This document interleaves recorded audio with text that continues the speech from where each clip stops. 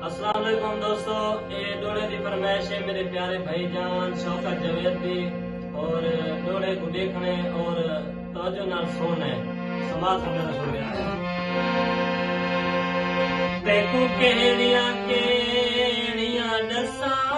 मैं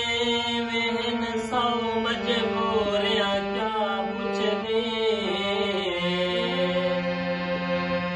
मैं गुरबतियां जलील किते जिने चीगन दूरियां क्या पूछने मैं कोई अपनी चा बदनामी किते जिने तेन मशहूर क्या पूछने मजलूमिया